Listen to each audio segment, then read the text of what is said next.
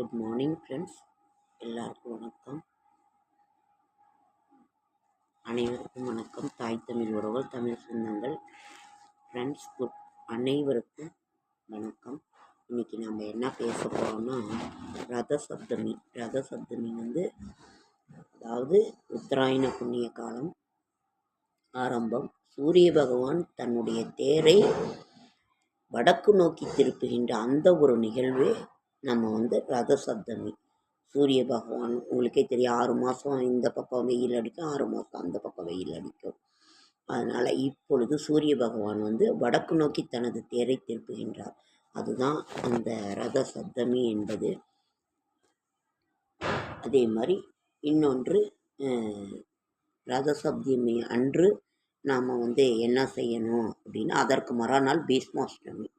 அதாவது பீஷ்மர் மகாபாரத போரில் அவர் ஒரு பெரிய, உங்களுக்கே தெரியும், பீஷ்மர்ன்ற பட்டம் வாங்கி ஒரு பெரிய ஒரு நல்ல பீஷ்மர். அவர் நினைத்த நேரத்தில், ஞானிகள் எல்லாருமே நினைத்த நேரத்தில் அவர்களுக்கு உயிர் பயம் உயிர் இதாகும். அப்போ அவர் அம்பு படுக்கையில் இருக்கும்போது உத்தராயண புண்ணிய காலத்தில் தன்னோட உயிர் போகணும்னு நினைக்கிறாரு. ஆனால் உத்தராயண புண்ணிய காலம் வந்தும் கூட உயிர் போகவில்லை. அவர் ஏன்னு வேதவியாசரை கூப்பிட்டு கேட்குறாரு. அப்போ தான் அவர் சொல்கிறாரு, நீங்கள் அதாவது தப்பு செய்கிறது மட்டும் ஒரு இது இல்லை, தப்பு செய்கிறத நம்ம பார்த்துக்கிட்டு இருக்கிறதும் ஒரு தவறு தான், அது ஒரு பாவம் தான் அப்படின்னு வேதவியாசர் சொல்கிறாரு. அப்போ என்னன்னு கேட்கும்போது தான் அந்த சபையில் துரியோதனன் பாஞ்சாலனுடைய சேலையை இழுத்து இது பண்ணும்போது நீங்கள் அதை பார்த்துக்கிட்டு இருந்தீங்க, கண்ணிருந்தும் நம்ம அதை கேட்கணும் இல்லை, அதை தவறு நடக்கிறது நம்ம கேட்கணும் இல்லை. ஒரு பெண்ணை மானபங்கப்படுத்துகின்ற போது அதை நம்ம கேட்கணும் இல்லை, அதை நீங்கள் பார்த்துட்டு இருந்ததுனால அதனுடைய பாவம் தான் அப்படிங்கும்போது, சரி அதெல்லாம் போக்குறதுக்கு என்ன செய்யணும்னு சொல்கிறாரு வேதவியாசர். உடனே ஒரு 7 எருக்க நிலையை கொண்டு அதை அச்சதையை வச்சு, அதாவது அச்சதை திருநூறு வைக்கிறாரு. அவருடைய உடல் முழுக்க அவர் அதை சாற்றுகின்றார். தலையிலிருந்து வைக்கின்ற பொழுது அவர் செய்த அத்தனை பாவங்களும் தீர்ந்து விடுகின்றது. அச்சதை வைத்து நீர் தெளித்து அதை தள்ளி இது பண்ணுறாரு. அது ஸ்நானம் செய்கின்ற போது அது அவருடைய பாவங்கள் அத்தனையும் தீர்ந்து போகின்றது. இதுதான். அதற்கு பிறகு அவருடைய உயிர் பிரிந்து போகின்றது. எருக்க நிலைக்கு அவ்வளவு பயவர்.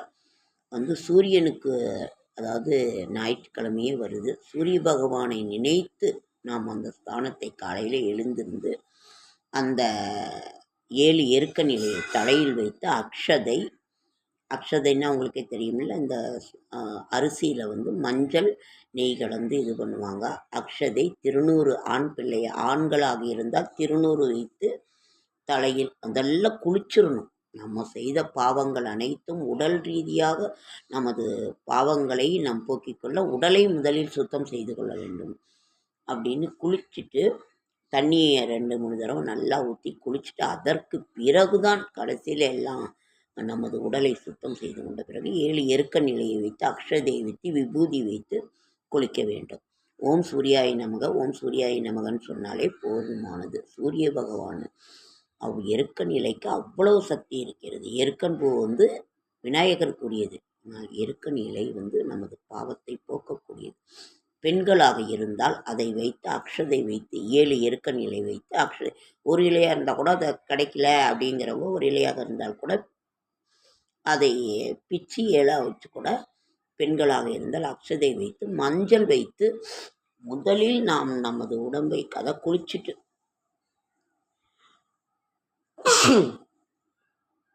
அதை அப்புறம் ஸ்நானம் செஞ்சுக்கிட்டு சூரிய பகவானை நினைக்க வேண்டும். பீஷ்மரை நினைத்து, பீஷ்மாஷ்டமி அவருக்கு நம்ம அர்க்கியம் கொடுக்கறது அப்படின்னு சொல்லுவாங்க. அவர் தனக்கு யாருமே இது செய்யறதுக்கு ஆள் இல்லைங்கும்போது நீங்கள் அதை செய்ய நீங்கள் கவலைப்பட வேணாம், உலக மக்கள் அனைவரும் பீஷ்மாஷ்டமி அன்று அவருக்கு பீஷ்மரை நினைத்து அந்த இதை கொடுப்பா, உங்களுக்கு அந்த இதை செய்வாங்க. நீங்கள் அதனால் உலக மக்கள் அனைவரும் உங்களுக்கு பிள்ளைகளாக இருந்து செய்வார்கள். வேதவியாசர் விளக்கம் கொடுக்குறாரு.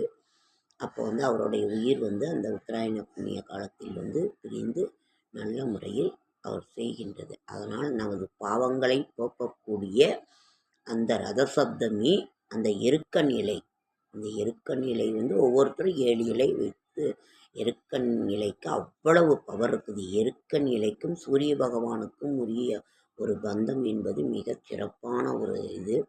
அதன் மூலம் நமது செய்த பாவங்கள் அனைத்தும் தீரும். எப்படிப்பட்ட பாவங்களாக இருந்தாலும் தீரும். அந்த எருக்க நிலையும் அக்ஷதை, விபூதி, ஆண்களாக இருந்தால் பெண்களாக இருந்தால் மஞ்சள் வைத்து அதை ஸ்நானம் செய்ய இருக்குது. அவ்வளவு சிறப்பு. வருகின்ற இது 25ஆம் தேதி, அதுதான் ரத சப்தமி என்று சூரிய பகவானை நினைத்து நாம் சொல்ல வேண்டும். சூரியனுக்குரிய மந்திரம். அதே மாதிரி ஆதித்ய ஹிருதயம் பாராயணம் பண்ணுறதுங்கிறது ரொம்ப ரொம்ப ரொம்ப சிறப்பான ஒன்று. 3 தடவை, 5 தடவை, 7 தடவை, 9 தடவை பண்ணுறதுங்கிறது ரொம்ப ரொம்ப விசேஷம்.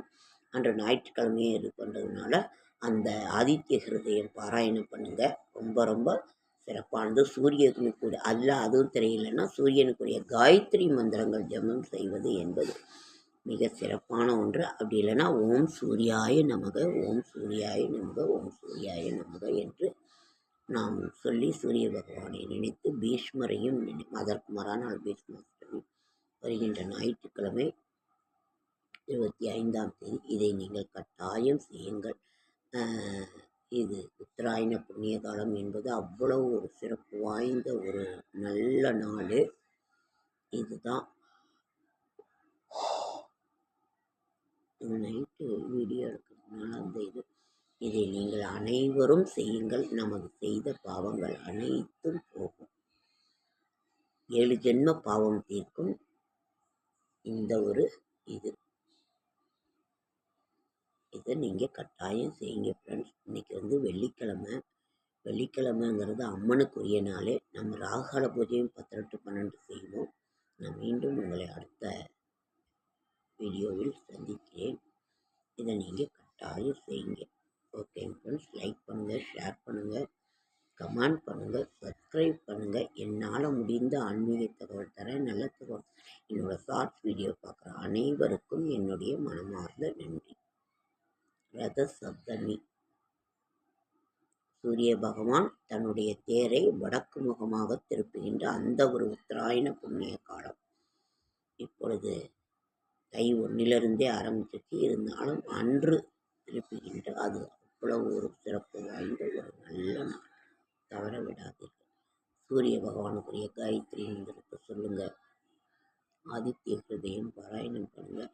எதுவுமே முடியலன்னா ஓம் சூர்யாய நமக என்று முதலில் குளித்து விட்டு நமது உடலையும் மனதையும் குளித்து சுத்தம் செய்த பிறகு அந்த எருக்கன் இலை 7 எருக்கன் இலையை வைத்து அக்ஷதை வைத்து இதை நீங்கள் செய்யுங்க.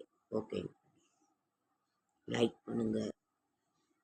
என்னால் முடிந்த ஆன்மீக தகவல்களை சப்போர்ட் பண்ணுங்கள். என்எஸ் பிளாக்கு சப்போர்ட் பண்ணுங்கள்.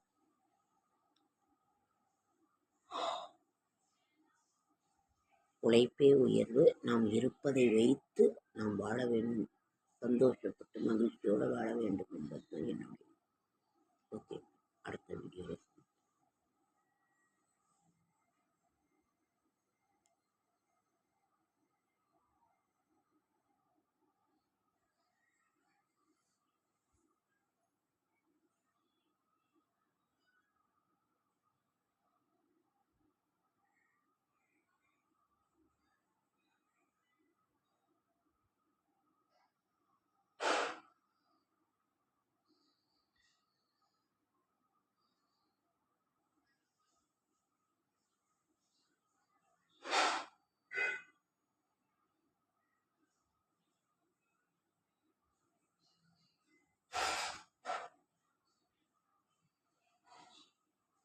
பீஷ்மாஷ்டமி பீஷ்மருக்குரிய அந்த ஒரு நாள். அவரையும் நாம் அதற்கு மகாகுணம் அவரையும் நாம் நினைவு கூறுவது என்பது மிக மிக சிறப்பான ஒன்று.